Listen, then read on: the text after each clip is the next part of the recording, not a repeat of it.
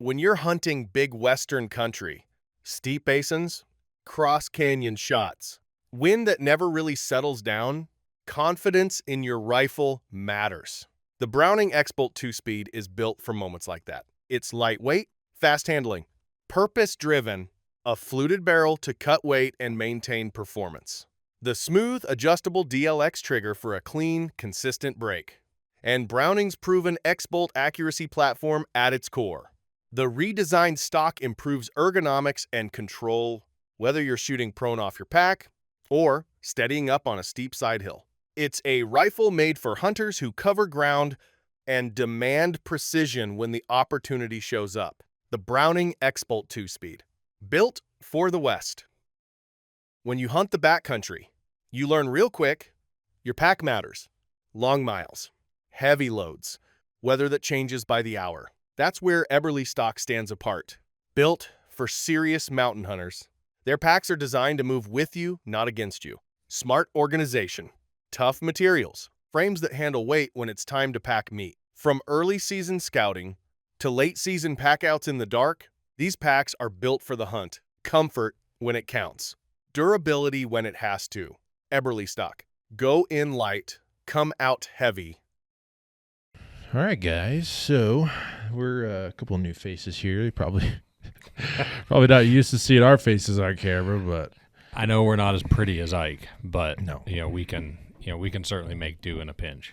Yeah. So no, the conversation we want to have today is like all centered around hunt strategy and might debunk some myths. I think there's a lot of guys, especially like my age, the younger guys that are just starting out, that are like, well, I don't even know where to start, especially on the eastern side of the eastern side of the U.S. It's like it feels like a daunting task even thinking about tags. 100%. And there's so many things, like you and I've talked about this in the past, like.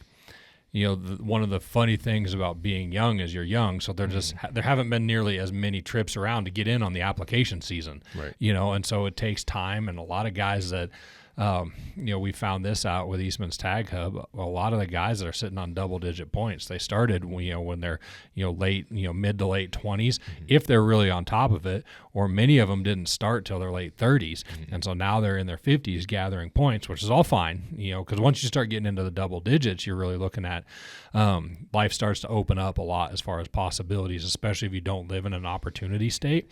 Yep. But you and I's kind of little brainstorming session was, where do I get started? How do I make sure that I have a plan set up where by the time say you were 50 years old, you'll be having those things. But I think maybe a little bit of background on how you managed to get struck by lightning might be a really good opportunity to talk about what maybe drove you to want to start applying out of state too. Yeah, no, I think just living in a state like Wyoming, like there's lots of opportunity for us residents. Like we have some of the best elk hunting arguably in the country right at our back door. So it's like, in some aspects, I feel like I'm a little spoiled, So 100%. So I, now that I've got a few years of hunting under my belt, it's like I'd like to expand those opportunities into some other states.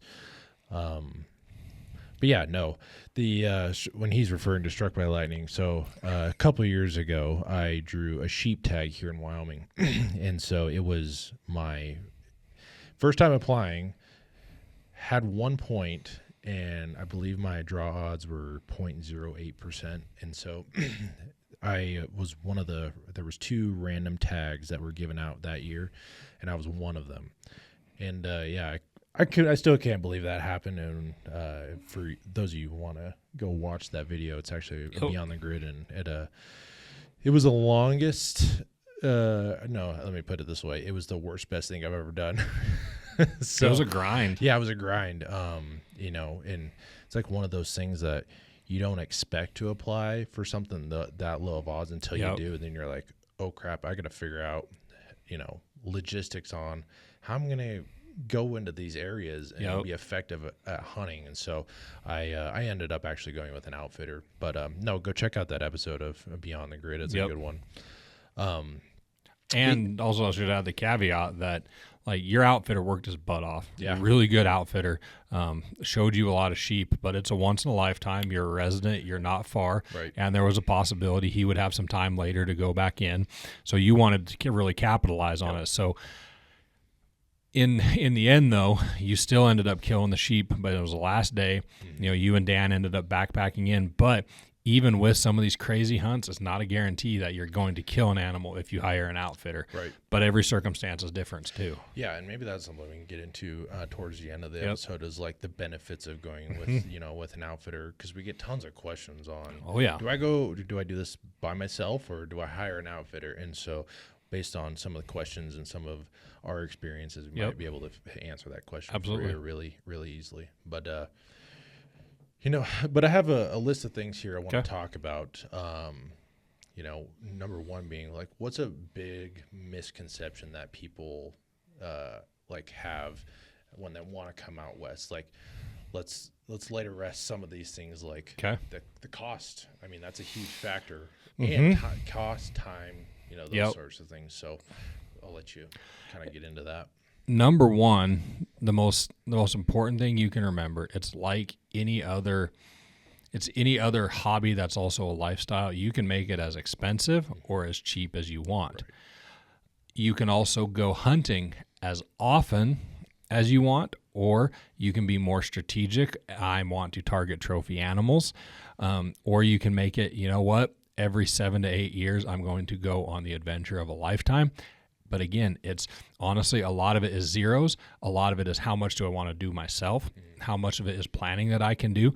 I'll use this as an example. There are if you want to go antelope hunting in Wyoming, there are a couple of ways to do that. And you can with a good draw strategy, probably draw just about every year as a non-resident. However, there's two different ways to do that. The first one is press the easy button. And for right now, kind of the going price is anywhere from $2,750 to $3,500 for an outfitted hunt. Yep. Okay. So like there's that. Right. Or you can do it on the cheap and you're going to burn a lot of boot leather, and you had better get good at navigating Onyx. And I would really encourage you, especially with a lot of the conversation about corner crossing and things of that nature, I would really encourage you how to read UTMs on a GPS device. Right. And why I say that is, it's very easy to cross in a spot you think is a corner that is not it. But it is possible to go antelope hunting in those spaces just about every year. So you can get out west if you want, but it's just a matter of how do you want to go about it and actually having a strategy. So yes, you can hunt out west just about every year. Yeah. Yeah. And that's it kind of leads me on to my second question. It's like you have these opportunity states, and then you have like these long play states, and like try to get into that, because you're really good. You've kind of showed me like you should probably look at these states, like if you want to go hunting out of like in a different state right away, and like no, this is your 4 to 5 years down the road, more realistic. So might get into that a little bit too. So years and years ago, I read Mike Eastman's book, Hunting High Country Mule Deer. Then I also read his elk book. Then I also read his updated book, High and Low Mule Deer Country is actually a video, but his other mule deer book that's still on our website. In fact, we can link that in the description. But one of the things that Mike described in that book is building a 4-state strategy, and I might expand that now to where you want to be looking at 5 or 6, and there's a simple reason why that I'll kind of get into. But the first thing that you want to look at is Montana, Wyoming, Colorado, even New Mexico to some degree. And I'm going to go through each of those real quick. But Colorado is an opportunity state where if you were to be buying elk points every year, deer points every year, and they do have some good antelope hunting. Now, some of the better antelope hunting is over on the eastern side of the state, which there is a lot of private land there that you have to contend with. So just be prepared. I have to really emphasize, as you build these strategies, understand exactly what you're applying for. There should be no surprises, even in your second and third choices. Don't just randomly put down a third choice. You might get it. That's a mistake I've seen guys make, and then they try to turn the tags in and find out, like you're in a state like Montana where you don't get a full refund. That's kind of a bummer because you can't roll that into your points now. That's gone. Right. Right. So 4-state strategy, I'd start like place like Colorado and really start building some points. But one of the things that is really necessary to do is, okay, at this point in time, what animal, what species do I really want to put my effort into? So in Colorado right now, I would say it's one of the places, if you want to go kill a big mule deer, you need to be putting it in Colorado. Agreed. If you want to consistently be killing decent bulls, Colorado's a good state to do that on public land. Now, it takes a little more to get into that, so you might have to get into a saving strategy, but they still have over-the-counter rifle tags, and they have very easy-to-draw archery tags. So I would really, really be looking into that. Make that a part of your strategy. Wyoming is an opportunity state. However, it's with point creep, as everyone calls it, and I'll define that. Point creep is where one year it may take 5 points to draw an elk tag. The next year it takes 6. The next year it takes 7. And it can stagger depending on how the application season goes and how many guys are applying, things of that nature. But you need to make sure that Wyoming is on your list, because Wyoming does a good job of managing quality versus how many years it takes to apply. And so even hunting in the general areas. And one of the weird things that's happened is Wyoming did split east, west, and south for their elk areas. So it's taking, in the south, it isn't taking as many tags as it is, say, in the west, but those are your two areas where you've got a lot of public land. For the DIY hunter, that's really important to understand, that those are the two places that you could actually go hunting by yourself. But you get up into the east, it doesn't take nearly as many points. You're only talking a few points to draw. But the trade-off is 100% that it's a very small patchwork of public land that is there, and some of the public that's available is not elk country. Yeah. Just to be 100%. A lot of the good elk country is on private ranches.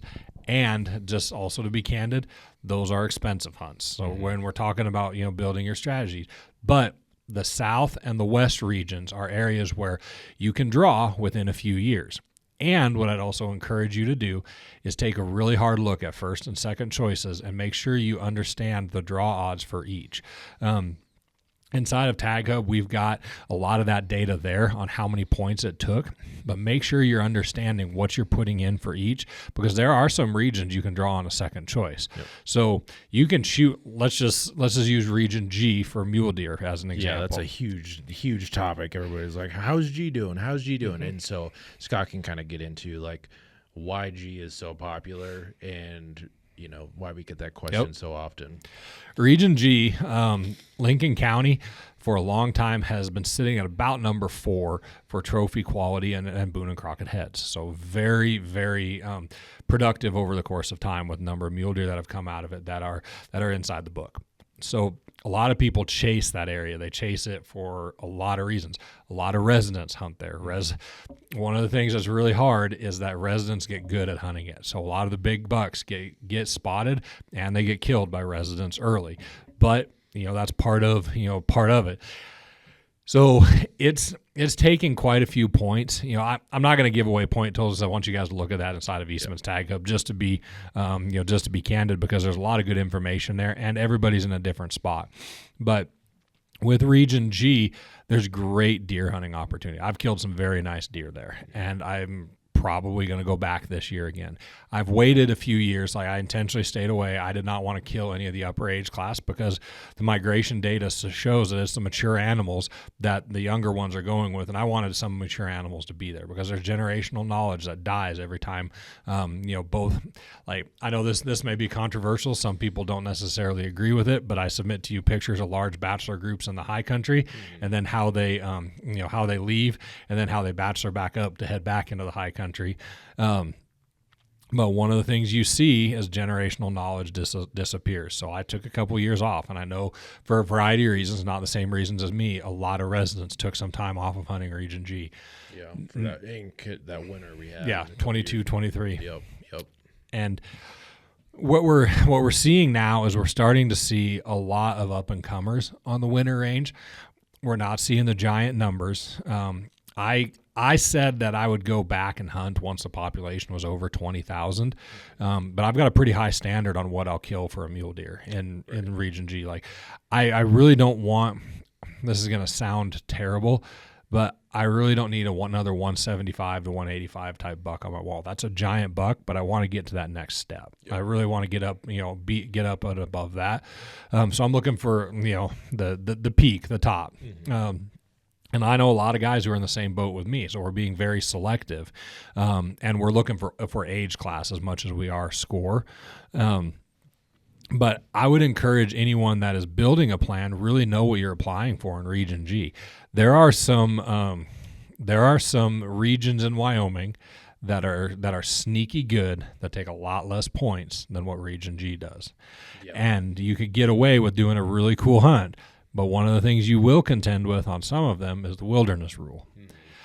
So and maybe explain that a little bit to some guys. Yep. It's like I think there's a lot of guys out there like, oh, I'm just gonna go hunt wherever. It's like, mm-hmm. You might do a little bit more research. So I'll let you go into that. So years and years ago, one of the things that happened in Wyoming is a rule was made where if a non-resident were to come hunt in Wyoming, in the wilderness, not the Forest Service, the wilderness, because you can have wilderness is inside the Forest Service. So right. Just for people who don't live in this area that don't see the difference between Forest Service and wilderness.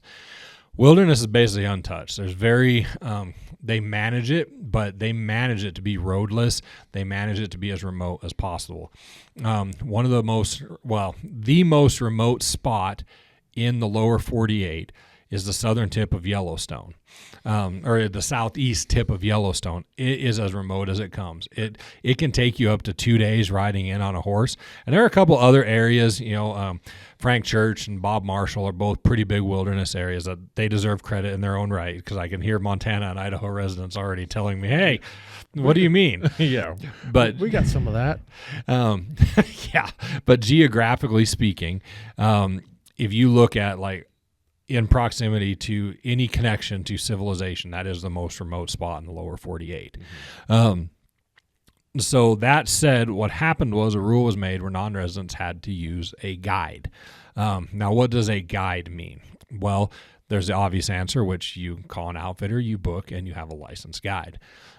Or you find a buddy in Wyoming who is willing to travel into the wilderness with you, and all they have to do is register, not as a licensed guide or making any profit, but you go through the Wyoming Game and Fish website and you register as a guide for the person you're going to be taking hunting. Yep, and when we say that, it's like you cannot take any sort of money from you. So like your buddy wants to go hunt the wilderness, like yep. You legally can't take any money from it. And actually the guide license, if you were to do that, it doesn't cost you anything as yep. a resident, which is nice. So I've done that for a couple buddies, but it's yep. pretty cool system actually. I've never had to do it, but I would, I've got several friends and family that they want to do hunts in Wyoming and they're really excited about it, and I'd like to take them. Right. My brother-in-law in the Navy comes to mind. He's about to retire, and you know what? That would be a really cool DIY public land hunt to take him on. So that also said, I would, some of those, there's some variety in what you can draw with lower points on regional tags. The first is there are some areas that have low public land that don't take a lot of points to draw, but you are going to work your butt off to kill a decent deer. And the top end you're going to look at it is high end of 160. So it's a combination of genetics, habitat, and then also pressure. Right. A lot of the big deer end up on private land. So there's not a ton of private land, but you get to hunt, or not a ton of public land, but you do get to hunt every year. Those who are willing to work their tails off have and do kill very nice deer. Yeah, and it's a numbers game too. It's like there's you see a lot of guys come out here and they're like, I'm not going home empty-handed. Like I've put in this time and effort. And it's like they might kill a small deer just to be able to fill their freezer, and we're seeing a little bit of effects from that, in different areas. So, and to that I would answer, if that is kind of your mentality, one of the things I would think about, especially if you're from a whitetail area, really challenge yourself to think about, okay, I went all the way west and I wanted to find the top end of maturity here. You might not find that your first year, but also remember that the public landscape is just like that private landscape that you're managing for big whitetail back home. And we all have to adopt, if we want to see big deer on the landscape, we have to adopt the mentality that we want to kill the most mature. Now, one of the things that is really hard for a first-time mule deer hunter is, a 140 mule deer, or a 140 whitetail is a very nice whitetail buck. Mm-hmm. I would probably, in most circumstances, shoot a 140 type whitetail. I would not, in most circumstances, shoot a 140 type mule deer. But the problem is mule deer are bigger bodied, and their antler configuration is bigger. And what tends to happen is a guy who's never looked at a mule deer before will think that's a really big mule deer because it's bigger than any whitetail I've ever seen. Well, that doesn't take much because of their antler configuration. Is learning to appreciate and understand what you're looking at, because you could be looking at a 3.5-year-old deer. Most whitetail guys would never shoot a 3.5-year-old deer, but because that mule deer's body is so much bigger, and the way his antler configuration shapes and looks, he's taller. It can get him killed. Mm-hmm. And so what I would encourage you to do, if you haven't found a lot of mature deer in the area you're looking, a lot of tags are valid for whitetail and mule deer. Go look in some of the whitetail areas on your last day. Yep. Don't kill off the young deer. Get an opportunity. And I know that's disappointing. Well, I brought home a whitetail when I went hunting mule deer. Well, you know what? Sometimes we've got to be good stewards of the land we manage. And if you drew that region on a second choice, now you know what the top end potential is there, and you can get in there, and that buck you let walk might just be alive next year. Yeah. I think that brings up a really good point, is like you said, don't be afraid to go home with, like, let's say you had a whitetail tag or a mule deer tag, and then you went home with a whitetail. It's like, I think at the same time we have to be conservationists too. It's like, what's best for the resource, and it's like when you got a deer standing out there, it's like it's really easy to forget. You just get triggered. Oh yeah, it's like it's good enough. You know what I mean? So I find myself in that same scenario as a resident. You know what I mean? Yep. So, and we have a lot of really good. This past year has been really good, just general deer hunting, and it was tough to do that. It's like, there's a 150 mule deer, 140 mule deer. It's like 100%. Let them grow up a little bit. So, those are really good points, and I think I'd highly recommend and encourage people to try to remember that when 100% when they're hunting this year. Is like, be stewards, be conservationists, and think about what's best for the resource. So, here's a question that I think a lot of people want to know the answer to, and to each their own on where when people say this Western hunting is a rich man's game. It's like, to them I say, you haven't done enough homework. It's like, don't think because a tag that went on or that got sold at Hunt Expo went from hundreds of thousands of dollars. Like, that's not, don't put us all into that box, you know what I mean? So, and not to mention like where those dollars actually go from those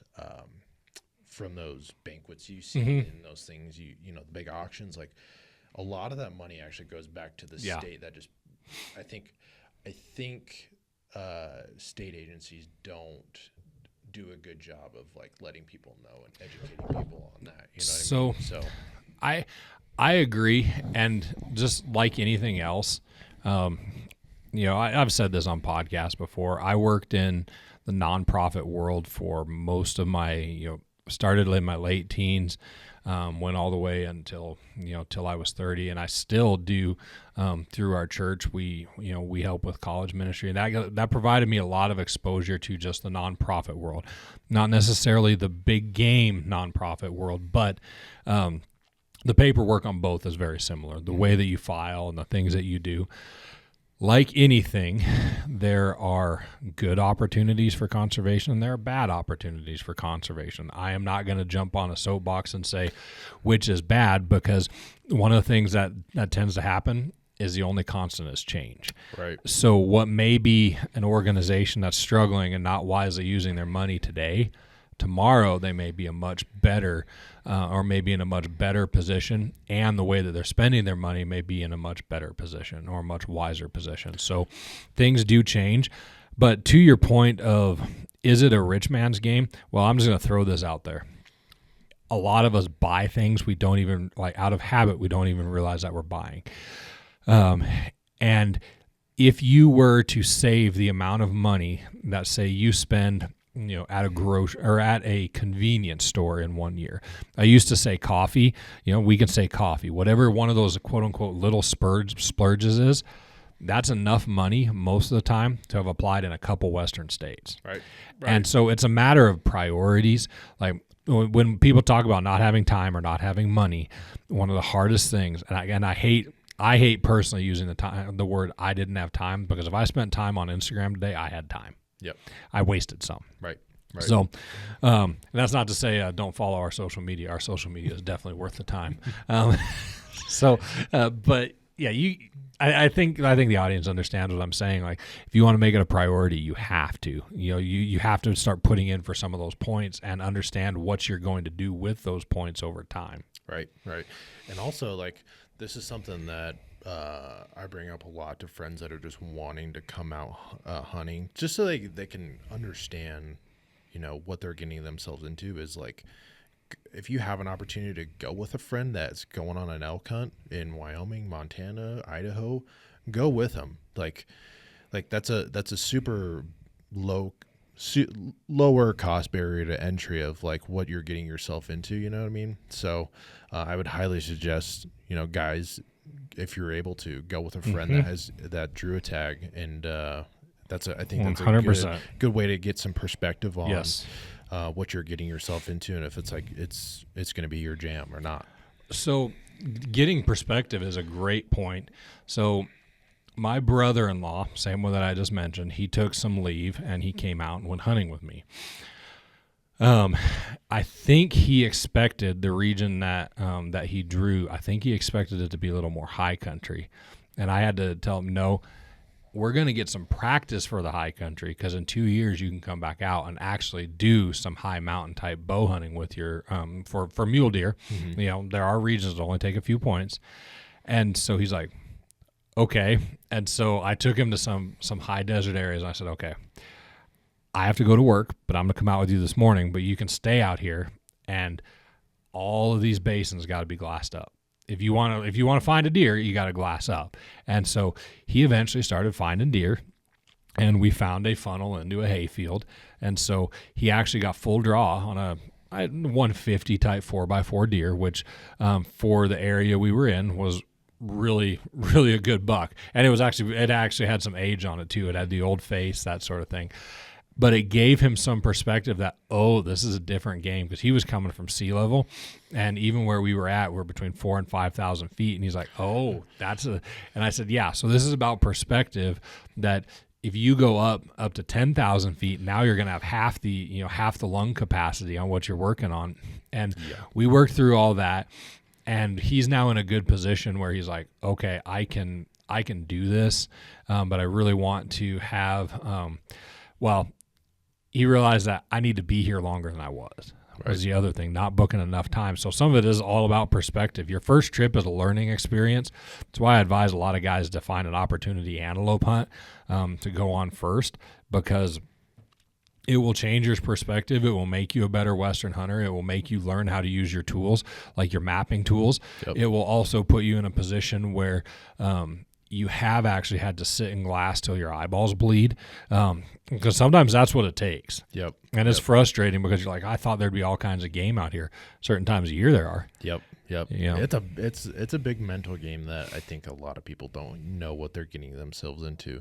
And so, looking for any opportunity to either go hunting with a buddy that has a tag, or, we live in a pretty unbelievable place. There's a lot of things, to do here locally. It's like, just go on a trip and just take your family with you and just see the country that you're looking to hunt, 4 or 5 years down the road. So.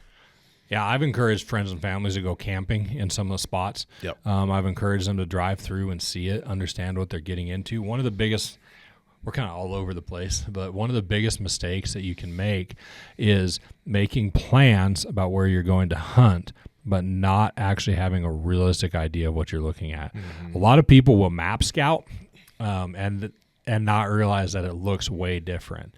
I would, especially if you're coming from really low elevation and you're looking at hunting in the mountains, put your 3D on your map and exaggerate it as much as possible, because that's how it's going to feel. Not how it actually looks, but that is how it is going to feel. Yep. And that's quite a bit, that's quite a bit different. One of the tricks that I do, I used to live at 7,000 feet. 7,000 feet is way different than 4,500. I've come to find that out. Like, it's just simple reality. So what do I have to do?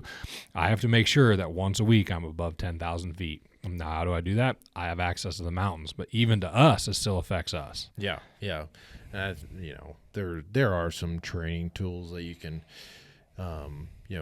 do at home. Like I think they have like elevation masks and things like that, which, that's a whole topic in itself. But we won't debate that. No. But I think the best thing to do for yourself is put yourself in the area, in the situation that you might find yourself in while you're hunting. We are jumping around a little bit here, but I think it's good. I think these are just some of the questions that people will just, hey, here's a question I want to know. Yep. So, do you have any? Is there anything? Let's finish up the four state strategy and the opportunity states. So, like, Montana is pretty easy to draw general tags. The problem with Montana, though, is 2/3 of the state is private land. So you do have to contend with that. And so one of the things that is kind of a challenge that they're trying to navigate in Montana at this moment is the number of people that are hunting the public land that is available. Just be prepared for it. Just, because there's a fine balance with an opportunity state. That means there are more people in the field. Right. That's a simple reality of what that is. So, Idaho is another good opportunity state. Now, what's going to be interesting to see with Idaho is how does they're changing their quote-unquote general tags that used to be over-the-counter for non-residents, how is that going to change availability? What are the draw odds going to be? It's going to look quite a bit different in a year. Like what the information we have available, and especially once we get the harvest stats from those. I'm not saying that Idaho's stats were inaccurate before, because I tend to trust Idaho's a little more than some of the other states. But the simple reality is when you make a big change to those draw systems, that does tend to flip things on its head as far as the way, perspective and what you're looking to accomplish. And so then I'll throw in the hard-to-draw state. The hard-to-draw state that I have stayed in and I will continue to stay in because I write the MRS for it is Nevada. Most tags in Nevada are pretty hard to draw as a non-resident. And the reason for that, I'm going to give a mouthful here. Yeah. You guys something to add here real quick? No. Well, just go look at, any of your buddies that drew a Nevada tag, or, any outfitters that they kill some big stuff. Oh, yeah. And it's like, if it was easy to draw, we wouldn't be seeing the quality of animals come out of that state. Let me throw this stat out there that it is kind of just good for reference. There are years, and there have been years, where I've been able to look at the population of desert bighorn sheep and the the population of elk inside the state of Nevada, and they're not far apart. Right now, as of last year, we were looking at about 12,000 elk in Nevada.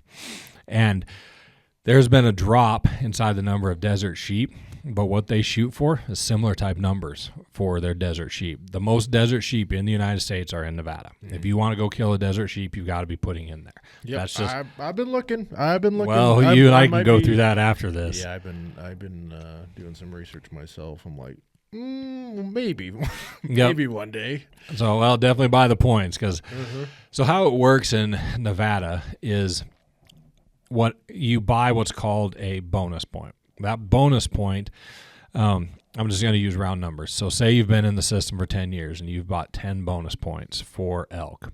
And this applies to all species. So say you bought 10 bonus points for elk.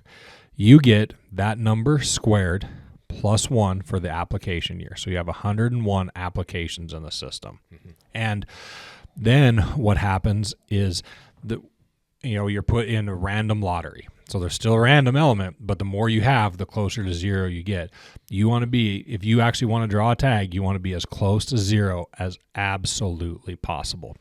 So what you do is for me, if I'm anywhere over 5 to 6 points, I've advised a lot of guys, hey, make sure that you are looking to be in the hardest to draw hunts possible. Do that on your first 2 choices. Then on your next set of choices, do mid level. But once you get above double digits, shoot for the moon on every single one of those. Yep. Because you've now put in all that time. Right. If you're wanting to just swing for the moon, apply across the board in Nevada on the hardest to draw with low points. You never know. You might be that guy that draws it because it is random. But don't apply for Nevada and be surprised if you draw or if you don't draw because there's a random element. But all that said, you've got to be buying the points every year to make sure that you're getting a little bit more of an opportunity every single year. The funny part is you will have these moments where let me back this up. I got to explain this well. You will have these moments when you're looking at these states and you're asking if it's worth it. Mm-hmm. Yep. And just to be honest, only you can answer that. Right. Like, if you're a guy that just wants to go hunt on a regular basis and that's the only thing that matters to you, that's what you need to do. Yep. But if you are a guy that is like, okay, at some point I want a chance to go kill a giant, and that'll be the hunt that I save up for. Some guys turn these hunts like Arizona, Nevada, let's even say Utah, some of them turn them into their once-in-a-lifetime type hunt because of what it's going to turn into, and eventually I'll draw this, so I'm saving up for a high-end outfitter to be able to go out with and really kill the biggest bull or buck of my life. But you have to play the game. And only you and your spouse can figure out if that's if that's worth spending the money for. For me, I'm only in Nevada as far as my hard to draw stuff. I am not buying much in Arizona. I'm not buying anything in Utah. I'm looking here at Tag Hub while I look at this. And honestly, part of the reason is I do live out west, so my opportunity in Wyoming is pretty good. Yep. But then I'm also willing to deal with our winter weather that we have. A lot of people don't want to live in this winter weather, and you know what? I don't blame them. I've thought that Texas is. I lived in Texas while I was in college, and I've thought, you know what? I remember those Texas winters, and as I get closer to approaching retirement age, that's less and less of a thing that scares me. Having a place to go there for warm weather would be nice. But anyway, there you go. There's a 4-state strategy. Make sure you're in a lot of states that have opportunity, and then make sure you're in one that could be once in a lifetime. There's a lot happening in the woods. Even when you're not there, travel routes, late season movement, bulls shifting patterns. That's where Stealth Cam changes the game. Trail cameras that keep you connected without constantly stepping foot into your hunting area, sharp image quality, dependable, built tough housings that handle the elements. You're not just getting photos and video, you're gathering information. And in the West, information is opportunity. Stealth Cam. Stay in the know wherever you are. When you're hunting big Western country, steep basins, cross canyon shots, wind that never really settles down, confidence in your rifle matters. The Browning X-Bolt 2-Speed is built for moments like that. It's lightweight, fast handling, purpose-driven, a fluted barrel to cut weight and maintain performance. The smooth, adjustable DLX trigger for a clean, consistent break. And Browning's proven X-Bolt accuracy platform at its core. The redesigned stock improves ergonomics and control, whether you're shooting prone off your pack or steadying up on a steep side hill. It's a rifle made for hunters who cover ground and demand precision when the opportunity shows up. The Browning X-Bolt 2-Speed, built for the West. Yeah, and I'm just now dipping my toes into my 4-state strategy. In fact, it's gonna be less than 4 states. It's like what's the next easy one to jump into? And I think Montana, Idaho are right there in line for what I want to do next. And then obviously building points in Nevada or Arizona. It's like for down the road. I'm just planning on sitting on those points for a long time, and one day it's gonna the stars are gonna align, and I hope to draw. So no, that's really good info. And so I wanted to talk about a little bit on the tag hub side. It's like, Mm-hmm. you know, we and guys outside our office spend a lot of man Yep. hours, and I want to highlight like how good of a job these guys do putting together these They do. experts analysis, and you know, all of the sheets that we got to go through to put them inside of Tag Hub itself, so when people are in there, they know what they're looking at. Yeah. And so one of like a big piece of that I want to highlight is, and this company was kind of built or when we started doing the MRS and that sort of thing, the members research section, is the trophy grade. Yep. So, and I want to I'll have you explain it, because you explain it really, really well, is to how we break those down inside of Tag Hub. All right. So we use blue chip, green chip, and yellow chip. Now, what does that actually mean? Well, years and years ago, a lot of people don't know this, and Guy would probably be embarrassed if I shared this about him. But Guy is actually a engineer by trade. He went to Purdue, got an engineering degree, lived in that world, but his mind was very mathematical, very analytic. And in doing that, he was the mastermind behind a lot of what was developed inside Eastman's MRS. And so he was able to develop formulas that were ranking systems. He started ranking states, then he started ranking individual areas or units inside of those states. And he did a very good job helping all of us who are now authors maintain that. So what does it mean for an area to be blue chip? Well, blue chip means that there's a pretty good chance that there's a lot of public land, and there's a pretty good chance that you've got a lot of big bulls. Now, there is some, and I'm going to use elk as an example here, because elk is what everybody wants to know about. Now, the problem with all of those is that most of those take a lot of points to draw. Usually, for something to usually be in a blue chip area, you're looking at least double-digit points. And that does not matter on the state. And just to be really candid, the more public land there is, the more points it's going to require to draw. Just because that's where everybody wants to be, because they can actually do it yourself on those hunts. Good reason. Okay, it's all good reason, and to some degree, outside of point creep, there is a line. There is a line that is forming that theoretically you will have opportunity unless the states change the game, and they do. Arizona's made changes, Colorado's making some big changes, all of which you can read about on our blog. But the blue chip, those are the ones that are going to be really hard to draw. Now, I'm going to explain the bottom end. We call the bottom our marginal, and a lot of times, here's a funny stat for you. If you go look at Wyoming East, you're going to see that it's labeled as marginal. Do you know why it's labeled marginal? Just because, simple reality of like public land. 100%. Yeah, public land to, buck ratios, Yep. So, but one of the funny things is some of the biggest bulls in the state of Wyoming are coming from the east right now. But the problem is for the DIY guy that's using Tag Hub, there's not a lot of opportunity there even inside the east. A lot of these outfitters or ranchers, they manage for trophy quality. So that means that it's marginal for the DIY guy. But if you're willing to pay for the outfitter, that's fine. You can go do that there. So there is some nuance and caveat there. However, there's a bunch of factors in there, like how much public land is there, how much private land is there, how much access is there, because there may be a giant chunk of public land that you can't get to just because it's landlocked. I've got that in several places where guys call me up every year on some antelope. Like, I can't get to any of that. I'm like, I know.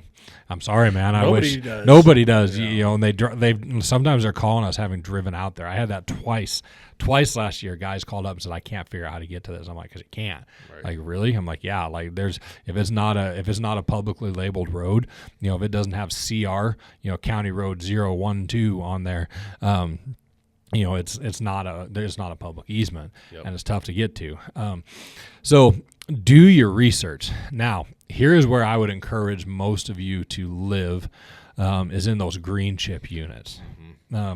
Those green chip units are places where some of them don't take double digits for elk. Some of them are going to be places where there are some really nice bulls. But generally speaking, from a trophy quality, one of the things that we look at is, okay, in a blue chip unit, we really want there to be a high potential for 350 bulls, even in drought year. Potential for them, not a guarantee. Yep. In green chips, we want 330 plus. Well, guess what?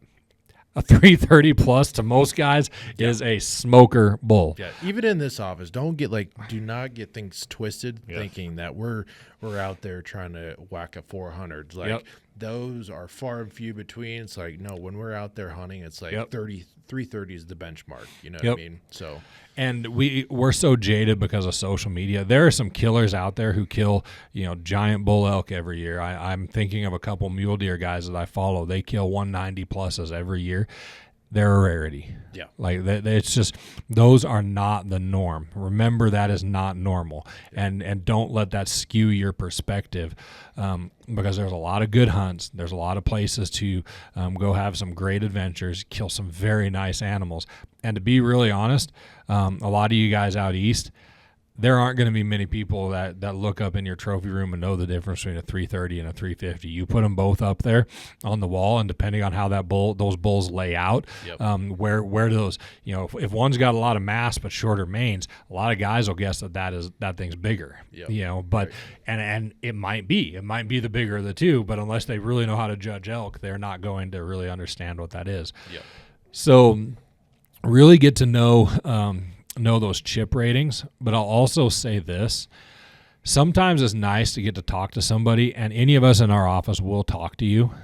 But we now, to help people really sort through all the madness that is hunting out west and building an application strategy, we've partnered with someone called The Draw. Jordan Christensen is the lead on their consultants there. They do an incredible job, and the number one reason we chose to work with them was because Jordan's philosophy is, I have failed if I have not gotten you on a Western hunt within 3 years. He wants people hunting, because the more you hunt, the more likely you're going to get to the point where you have double digits on a specific species in a specific state, and you will now have the experience and the tools and the know-how to actually go get the most of that hunt. Yeah, and that's actually fairly recent. This is our first year doing some things with them. Not to say like we've known Jordan and those guys for a few years now, and so that's now going to be a huge benefit for our members, and trying to take out the thought process. There are some guys, like including myself, when I first started doing this, I'm like, I just want to have somebody do it for me. It's like there's a lot there. I'd say there's probably more guys in that wheelhouse that just want do it for me, and I trust you, and so I would highly suggest you guys that are listening, if you're just wanting to press the easy button, check that out on our website and go test them out. It's Eastmans.com/the draw.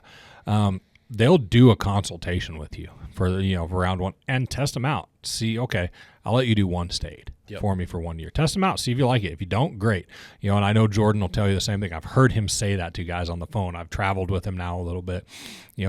Just try it. Let's just try it out. See how this goes, and then add more as you get comfortable. Is there a little bit of expense? Yes, but you're also never going to miss a deadline. That's also one of the biggest challenges that guys from all over the country face when they're trying to build their strategy. There's a deadline almost every month going on for the next little while. And sometimes it's 2 deadlines per month.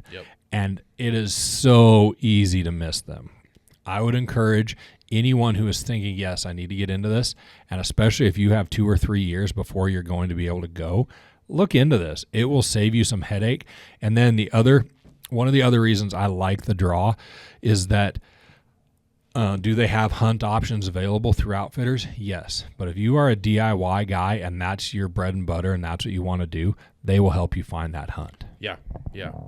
So, nonetheless, go check that out. And if those guys, any guys that are headed into the Western Hunt Expo here this week, come by our booth. Jordan and ththose guys will be down there, and so 100%. Put a name to a face, shake some hands, and talk about some trials and tribulations that you're going through. It's like you might just go talk to Jordan, like, man, I am struggle busing through trying to get a Wyoming tag. And he's like, yes, well, here I got the people to help you. 100%. I'm here to help, and so I think that speaks volumes to those guys, especially They're not just taking money. Yep. It's like they want you to go out hunting because, Yeah. And the way that they're structured too is it's by the application. It's not by, just doing as many as you possibly can. So there's an element where they have to communicate with you every year because they need to know how many do you actually want to do this year. How many states you just want to maintain points on. And so it's actually really building a strategy, not just, all right, we're just going to rinse and repeat every single year, which is really, really nice. I really like that philosophy. That also plays into our 4-state strategy because when Ike and I sat down with Jordan and really started, okay, can we do this? And there's another partner named Jason in there who was involved in all these conversations. He's very knowledgeable as well. One of the things we saw was there is a huge opportunity here because of the way we've trained people and they know how to get them there. So let's make our subscribers happy, get them an opportunity, and help them fill in the gap if it's been really intimidating to find hunts. Yeah. And when we're talking about cost per application, it's stupid low. Yeah. If you just apply in Wyoming and Montana, you're talking about probably about $300 for deer, elk, and antelope between the 2 states. Yeah. For all of your applications. And to help you guys do a little bit of math, to go do that, like do all the hunt research by yourself, it's like, I mean, your time is worth something as well. Opportunity cost. Exactly. So we do this for a living. Listen to us. Like, let us help you. 100%. So one thing I wanted to get into, and you kind of touched on it with outfitters and things like that, is like, we get a lot of questions on, should I go with an outfitter or do you think I could go DIY? It's like, do you want to go mess with some grizzly? We'll talk about Wyoming here in general, just because we're so familiar with it. It's like, number one, it's like, do you want to deal with grizzly bears? Yeah. Those are the types of things that we always ask is what kind of hunt are you looking for? What kind of 100%. experience are you looking for? To give you a little bit of backstory, me as a resident, when I drew that bighorn sheep tag, Yep. I had to take a hard look and be like, who can I rely on? How much is it going to cost? So time, capital, and capacity. That's kind of what those 3 things I looked at. Capacity, it's like, I probably only have 10 to 14 actual days of hunting that I'll be able to put in because, I mean, it can't be gone from a job for a month, you know what I mean? And so, there's time, capacity. It's like there's only so much I can do because you're, horses, gear, those types. Just stock getting in. That's going to be a huge lift on my part in, relying on friends with horses and that sort of thing. And then, capital, like how much is this going to cost me?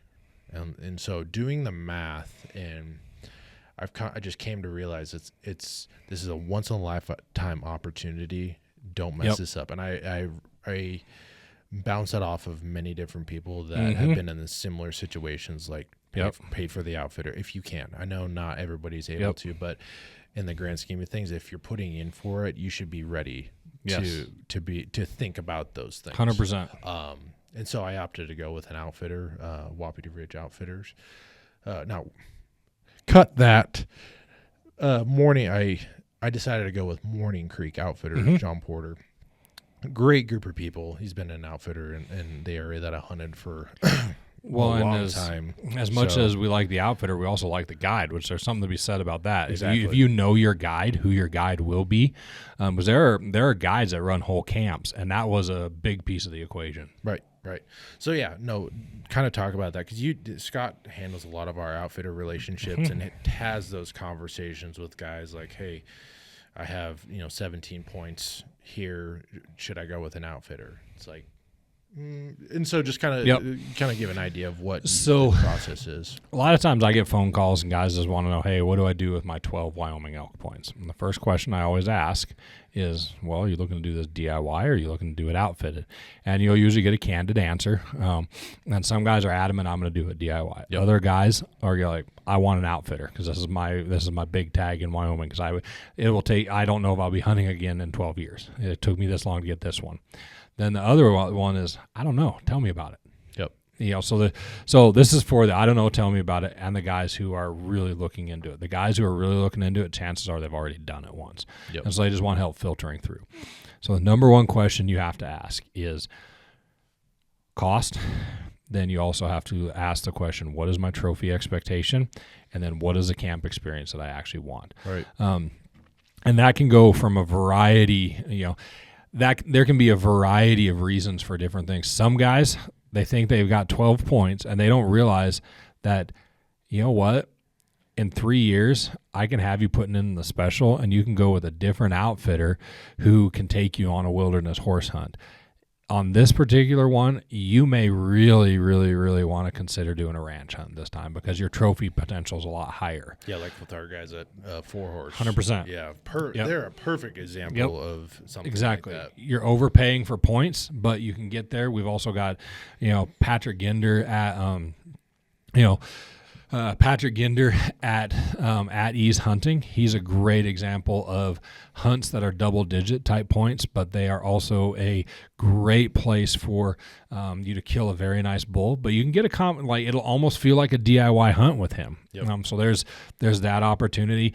There's also I've got some of our outfitter partners. If you subscribe to the magazine, there's what we had was an outfitter guide for the first time this year. In fact, if you call us up and just want to buy a magazine with that outfitter guide in there, I'm sure customer service will help you just so you can see some of those.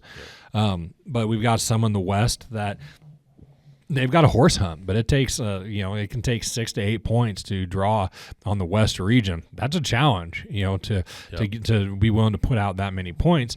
But the trophy quality won't be as high, but you'll get that horse experience. But if you're the type of guy who really wants to, I need a real comfortable lodge. Well, then places like Wagon Hound are where you need to consider. Wagon Hound also has wall tents. And you have to be willing, but you're going to pay for that experience. Sometimes you're paying for the hunting. Sometimes you're paying for the experience, meaning that I got to stay in wall tents. I got to ride on horses. I got to stay in wall tents, but we rode the side-by-sides up to the hunting area. Yep. You also need to be willing to ask the question, okay, I want to go on an archery hunt. What's going to happen with this? Is this archery hunt going to be is it going to be a good one? What's the trophy potential here? Mm-hmm. You're going to open up a whole can of worms. 100%. When it comes to rifle to archery, it's like you think, oh, we're hunting. It's like, no, there's a lot more things you need, more questions to be asked when it comes to the archery side, if that's something 100%. You're into.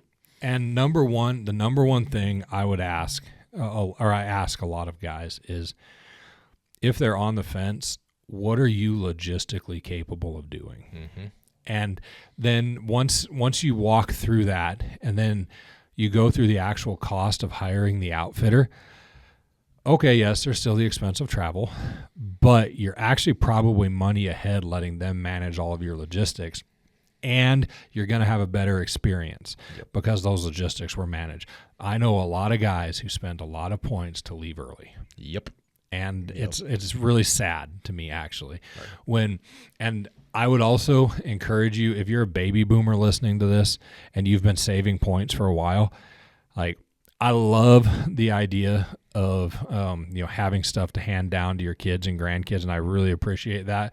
But I know a lot of them would tell you worked hard for that. Go have that once in a lifetime experience. Yep. That's that's an important thing. And honestly, in the grand scheme, if you were a planner and really really looked ahead for what you wanted to leave for your kids, I'm pretty sure that money's in the budget. My dad and I have been having that conversation because he's like, okay, we did everything we were supposed to. Now I'd like to go have some experiences. Mm-hmm. And so we're working through that together.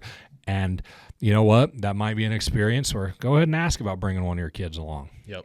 And that's the thing. Like, we've had hunt winners bring family members because it's like, we've had people basically like, this is going to be probably their last hunt. Can I bring somebody with my son, my wife? It's like, absolutely. Mm-hmm. Why would we? 100%.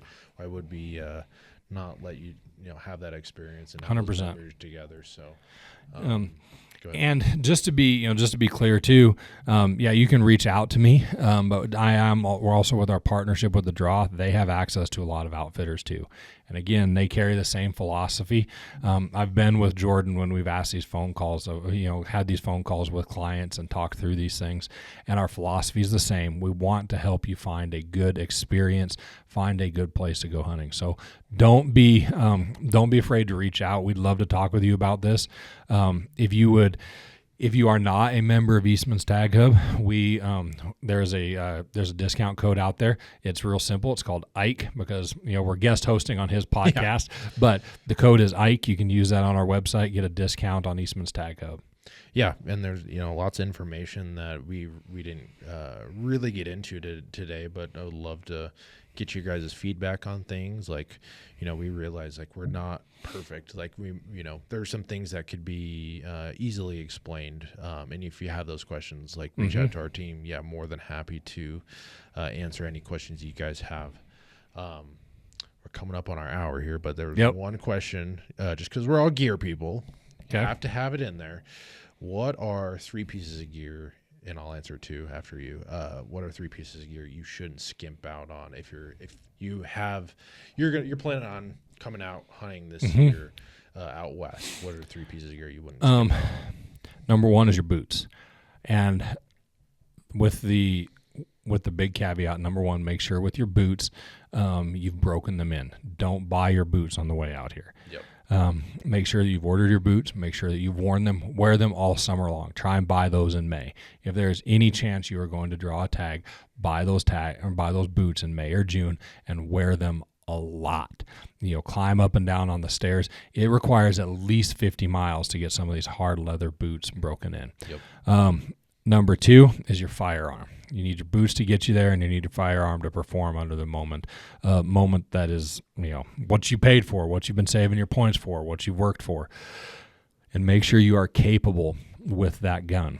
I would encourage you, like the conversations a lot of times we hear on forums, ours included, is, well, I need to get the biggest gun possible for elk. Get the biggest gun you are comfortable shooting. Guys, yeah. I'm 6'5", 230 some pounds, and you know what? Like, I'm going to shoot a 6.5 or a 7 PRC until I find something better for elk. Yeah, I like that. You get a lot of guys like, 300 or nothing. It's like, there's not a lot of days that I'm just out there plinking steel with a 300 100% for 20, 30 rounds. It's like you can develop a quick non-appreciation of a firearm and like get very non-effective and non-lethal. So. And then the last one I would say is your it's 3A, 3B. Make sure you've got a pair of optics that's not going to give you a headache. Buy the best binoculars that you can. Binoculars are actually more important than your spotting scope. But then B would be get clothing that is going to take care of you. And there's a variety of clothing out there. We use a lot of Cryptek around here. And really just go through, make sure you buy the pieces that are going to be the most functional. But a good puffy jacket goes a long ways, even in the warm weather. Yep. Yeah, they're like, I think a lot of guys around here are the same philosophy of, the pieces of gear that you mentioned, but also like certain types of pieces. Vests are a huge one in our camp. A good base layer. Oh yeah, we're vest fanatics around here. Yeah, and if you live out west here, you understand like how much a vest how far a vest will go for you. Yeah, no, I completely agree on those 3. I'm trying to think of some ones that we didn't touch on. And we got the 4-stage strategy. Yeah. We talked about, hey, we could take the mystery out with the draw. There's a lot on there with Eastman's Tag Hub. There's a lot of good stuff in here. Yeah. No, I agree. And I think biggest thing, go check out all of all the different properties that we have. Social, email, Eastman's Tag Hub, the print journals, YouTube channel. Have a lot of cool videos from gear reviews all the way to hunt films that we've been putting out. Just got a our first episode of Beyond the Grid just hit our inboxes. Prairie dogs. Prairie dogs. It's like it might be it's a fan favorite for sure. Oh yeah. And for those of you that have been prairie dog hunting, I think you'll get a good laugh, and You will appreciate it. yeah. Not for the faint of heart. So do not watch with your kids, I would say. Well, it depends on who your kids are. Yeah. And that's a podcast in itself. Yeah. On it's like getting your kids hooked on hunting. And Oh yeah. that might be a good conversation for another day. So yeah, I got 4. I've done well with it on some. I've done not so great on some of the others. So yeah. So, well, I appreciate you guys listening today. Like I said, if you have any questions on anything we have going on, feel free to reach out to the team, and we'll get back to you as soon as we can. And good hunting to you. Good luck in the draws if there's anybody out there looking to draw a tag here in Wyoming. I think the Wyoming deadline just hit for non-residents, so we have a lot of different application deadlines coming up here. So be sure to check out Tag Hub, and you'll be able to see all those deadlines coming up. So there's no question what you should be looking out for. Yep. So, all right. Cool.